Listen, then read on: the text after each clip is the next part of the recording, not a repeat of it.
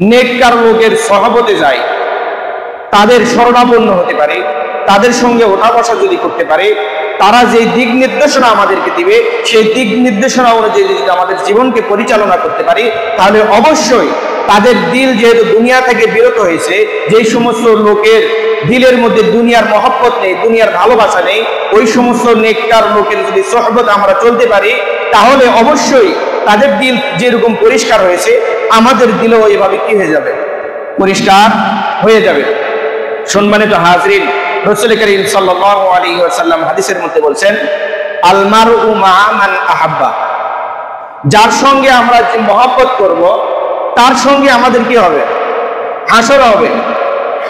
আমরা যদি নেককার লোকের সোহবতে ওঠা বসা করি তাহলে আমাদের দিল নেক হবে, আর হাসরের ময়দানে ওই নেককার লোকের জন্য আল্লাহ রাব্বুল আলামিন যে ফয়সালা করেছেন আমাদের জন্য কি হবে, ওই ফয়সালাই হবে। যদি আমরা বদকার লোকের সঙ্গে ওঠা বসা করি, নাফরমানি বান্দাদের সঙ্গে যদি ওঠা বসা করি, তাহলে আমাদের দিলও কি হয়ে যাবে, বদকার হবে, নাফরমানি বান্দা হয়ে যাব আমরা।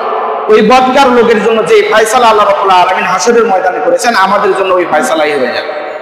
বিদায় আমাদের কি করতে হবে, নেককার লোকের সঙ্গে ওঠা বসা করতে হবে। যদি আমরা নেককার লোকের সঙ্গে ওঠা বসা করি আমাদের দিল পবিত্র হবে, অন্যথায় আমাদের দিল কি হবে না, পবিত্র হবে না। সম্মানিত হাজরিন, আমরা যদি অসুস্থ হয়ে পড়ি কার শরণাপন্ন হয়, ডাক্তারের, চিকিৎসকের, সে আমাকে চিকিৎসা দিবে, আমি সুস্থ হব।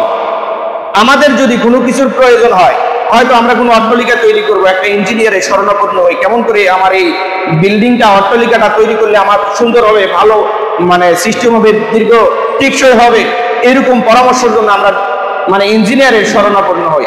ঠিক তেমনি ভাবে আমাদের দিলের এই কুস্বভাব, দিলের এই ময়লাটা কেমন করে দূর হবে, যাদের দিলটা পরিষ্কার আছে, যারা যেইভাবে তাদের দিলকে পরিষ্কার রেখেছে, ওই সমস্ত পরিষ্কার দিলওয়ালার সহবতে আমাদেরকে যেতে হবে। যাওয়ার পরে আপনারা কিভাবে আপনাদের দিলকে পরিষ্কার করেছেন, আমার এই নোংরা দিল, অপবিত্র দিলকে আপনার দিলের মতো পরিষ্কার করার ব্যবস্থা করে দেন। আপনার দিল যেভাবে পরিষ্কার করেছেন আমার দিলকে ওইভাবে পরিষ্কার করার সুযোগ করে দেন, একটা পরামর্শ দেন। যদি আমরা নেককার লোকের সহবতে ওঠা বসা করি অবশ্যই আমাদেরকে সব উপদেশ দেবেন, আমাদেরকে দিক নির্দেশনা দেবেন। তারা যেভাবে দিলকে পরিষ্কার করেছে আমাদেরকে ওইভাবে দিলকে পরিষ্কার করার পরামর্শ দেবেন। এই জন্য অবশ্যই অবশ্যই আমাদের নেককার লোকের সহবতে যেতে হবে, অন্যথায় আমাদের দিল পরিষ্কার হবে না। আবু দারদা রাদিয়াল্লাহু আনহু একজন আল্লাহ রাসূল সাল্লাল্লাহু আলাইহি ওয়াসাল্লামের বিশিষ্ট একটা সাহাবী ছিল।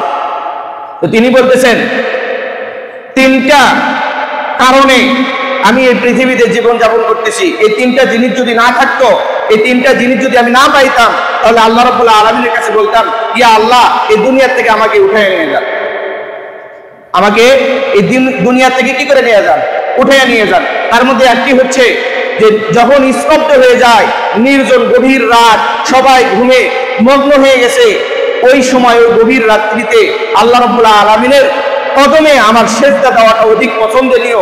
যদি আমি এই জিনিসটা না পাইতাম তাহলে আল্লাহ রাব্বুল আলামিনকে বলতাম, আল্লাহ আমাকে আপনি উঠায় নিয়ে যান। আরেকটি হচ্ছে, এমন রোজা যদি আমি না পাইতাম, এমন সিয়াম যদি আমি না পাইতাম, যে সিয়াম, যে রোজাটা আদায় করার সময় আমাকে তৃষ্ণা লাগে না, যে রোজা পালন করার সময়, রোজা রাখা অবস্থায় আমাকে তৃষ্ণা লাগে না, এরকম রোজা যদি আমি না পাইতাম তাহলে আল্লাহ রাব্বুল আলামিনকে বলতাম, আল্লাহ আমাকে উঠায় নিয়ে যান। এর মানে যে রোজার মধ্যে যেরকম তৃষ্ণা লাগবে ওইরকম তৃপ্তি, ওইরকম মজা সে অনুভব করবে। আমরা মনে করি যে আজকে আবহাওয়া খুব ঠান্ডা আছে, কোনো তৃষ্ণা অনুভব করা যাচ্ছে না, আজকে রোজা খুব ভালো হয়েছে। যে রোজার মধ্যে কষ্ট নাই ওই রোজার মধ্যে সেরকম কি নাই, ভালোবাসার বহিঃপ্রকাশও হবে না। আমি কার মহব্বতে করে কার নির্দেশ পালন করতেছি, আল্লাহ। অবশ্যই এই কষ্টকে অপেক্ষা করে আমার সামনে অগ্রসর হতে হবে।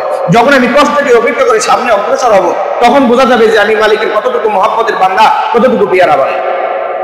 সম্মানিত হাজরিন, অতঃপর আবু দারদা রাদিয়াল্লাহু আনহু তৃতীয় নম্বর যে কথাটা বলতেছেন যে কৃষকেরা একটা ফসল সুন্দরভাবে চাষাবাদ করার পরে যখন ফসলটা সুন্দরভাবে তাদের ঘরে ওঠানোর একটা সময় চলে আসে, জমিতে যখন যায়, যাওয়ার পরে দেখে আমার ফসল খুব সুন্দর হয়েছে, খুব সুন্দর পরিপূর্ণ আমার ফসল আমি পেয়েছি, তখন কৃষক যখন জমিতে যাওয়ার পরে একটা আনন্দ উপভোগ করে আনন্দ পায়, তখন সে আনন্দের চোটে তার জবান দ্বারা অনেক কিছু তার জবান দ্বারা বের হয়ে যায়।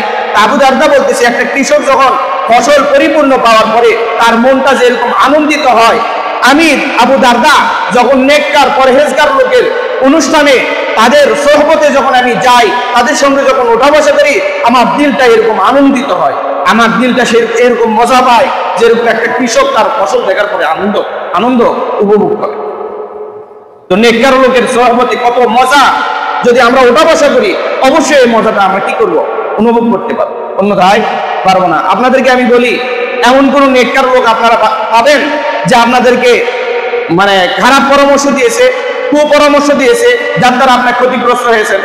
এরকম নেককার লোক আছে কি?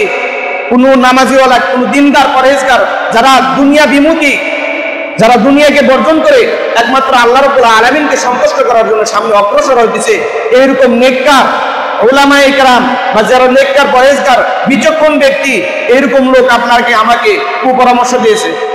দেয় নাই। তো অবশ্যই এই সমস্ত লোকের সহবতে যখন ওঠা বসা করবো, তারা আমাদেরকে সৎ পরামর্শ দেবে, সেই সৎ পরামর্শ অনুযায়ী আমরা জীবনযাপন পরিচালনা করতে পারবো। সম্মানিত হাজিরিন, তো নেককার লোকেরা যে সমস্ত পরামর্শ আমাদেরকে দিবেন দুনিয়ার থেকে মানে বিমুখী হওয়ার জন্য, এর মধ্যে আপনাদেরকে সংক্ষেপে দুই একটা কথা আমি বলি। নেককার লোকেরা যে সমস্ত পরামর্শ দিয়ে থাকেন, এর মধ্যে কোরআন এবং হাদিসের মধ্যে অসংখ্য অগণিত জায়গায় আল্লাহ এবং আল্লাহ রাসূল সাল্লাল্লাহু আলাইহি ওয়াসাল্লাম দুনিয়া যে ক্ষণস্থায়ী, দুনিয়ার যে কোনো মূল্য নেই, এই সমস্ত কথা কোরআন এবং হাদিসের মধ্যে অসংখ্য অগণিত জায়গায় আল্লাহ এবং আল্লাহ রাসূল সাল্লাল্লাহু আলাইহি ওয়াসাল্লাম বলছেন। আর ওই সমস্ত নেককার লোক যারা দুনিয়া বিমুখী, যাদের সহবতে ওঠা বসা করার কথা বলতেছি, এই সমস্ত লোকের যখন সহবতে যাব, তাদের সঙ্গে যখন ওঠা বসা করব, ওই সমস্ত মানুষগুলো এই কোরআন এবং হাদিসের কথা আমাদেরকে বারবার শোনাইবে। এই শোনার পরে দুনিয়া বিমুখতা, দুনিয়া বর্জন করা যে চিন্তাধারা আমাদের দিলের মধ্যে কি হবে, পরিলক্ষিত হবে। আমরা বুঝতে পারবো দুনিয়ার কোনো কি নেই, মূল্য নেই। আল্লাহ রাব্বুল আলামিন কোরআনে পাকের মধ্যে বলেছেন, বাল তুসিরুনাল হায়াতাদ দুনিয়া ওয়াল আখিরাতু খায়রুন ওয়া আবকা। বাল তুসিরুনাল হায়াতাদ দুনিয়া, দুনিয়াটা হচ্ছে কি ক্ষণস্থায়ী, অল্প সময়, এই দুনিয়ার কোনো মূল্য নেই। ওয়াল আখিরাতু খায়রুন ওয়া আবকা, এবং আখিরাত হচ্ছে চিরস্থায়ী। আখিরাত হচ্ছে কি চিরস্থায়ী। আপনাদেরকে উদাহরণ দিলে বুঝবেন দুনিয়া কেমন ক্ষণস্থায়ী। যখন কোনো মানুষ ঘুমে যায়, ঘুমের মধ্যে বিভিন্ন ধরনের স্বপ্ন দেখে। কেউ আরামদায়ক স্বপ্ন দেখে, ভালো স্বপ্ন দেখে, যে আমি অনেক বড় অট্টালিকার মধ্যে আছি, আমার খাওয়ার কোনো অভাব নেই, আমার বিলাসিতার কোনো অভাব নেই, আমি শান্তিতে আছি, আমি যেভাবে বলি মানে সেভাবে মানে আমার কথা শুনে আমি এক কথায় কঠিন একটা শান্তির মধ্যে সে জীবনযাপন করতেছে, খুব আনন্দ উপভোগ করতেছে।